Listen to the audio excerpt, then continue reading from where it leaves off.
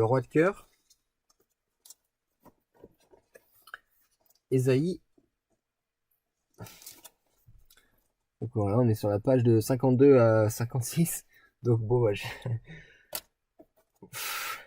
lisez, c'est le serviteur souffrant. Et là, c'est du...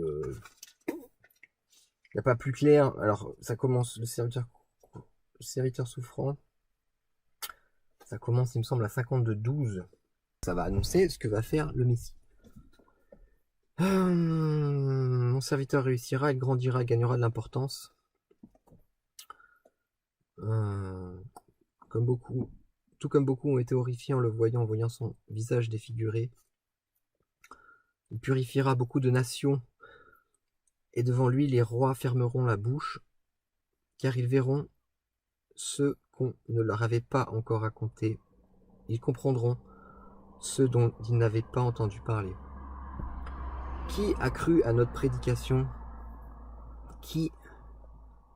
À qui le bras de l'Éternel a été révélé? Alors c'est quoi comme version? Ça doit être du Louis II, c'est pas le plus, ouais, c'est pas le plus lisible.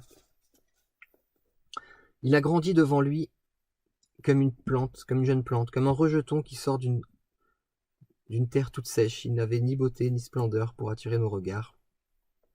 Son aspect n'avait rien pour plaire. Méprisé et délaissé par les hommes, homme de douleur, habitué à la souffrance, il était pareil à celui face auquel on détourne la tête. Nous l'avons méprisé, nous n'avons fait aucun cas de lui.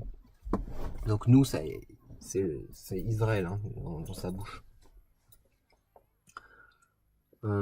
Pourtant, ce sont nos souffrances qu'il a portées, c'est de nos douleurs qu'il s'est chargé. Et nous l'avons considéré comme puni, frappé par Dieu et humilié. Mais lui, il était blessé à cause de nos transgressions, brisé à cause de nos fautes. La punition qui nous donne la paix est tombée sur lui, et c'est par ses blessures que nous sommes guéris. Nous étions tous comme des brebis égarées, chacun suivait sa propre voie, et l'Éternel a fait retomber sur lui nos fautes à tous. Il a été maltraité, il s'est humilié, et n'a pas ouvert la bouche, pareil à un agneau qu'on amène à l'abattoir, une brebis muette devant ceux qui la tondent, il n'a pas ouvert la bouche. Il était enlevé sous la contrainte et sous le jugement. Et dans sa génération, qui s'est inquiété de son sort? Qui s'est soucié de ce qu'il était exclu de la terre des vivants, frappé à cause de la révolte de mon peuple? On a mis son tombeau parmi les méchants, sa tombe avec le riche, alors qu'il n'avait pas commis de violence et qu'il n'y avait pas eu de tromperie dans sa bouche. L'Éternel a voulu le briser par la souffrance. Si tu fais de sa vie un sacrifice de culpabilité, il verra... Ouais, en fait, c'est un sacrifice expiatoire, c'est compliqué dit comme ça. Il verra une descendance et vivra longtemps. Et la volonté de l'Éternel sera accomplie par son intermédiaire. Après tant de troubles, il verra la lumière et sera satisfait. Par sa connaissance, mon serviteur juste procurera la justice à beaucoup d'hommes, c'est lui qui portera leurs fautes.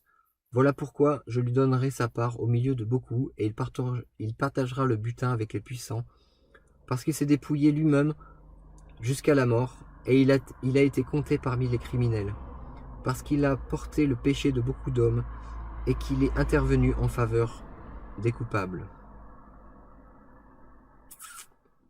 Voilà.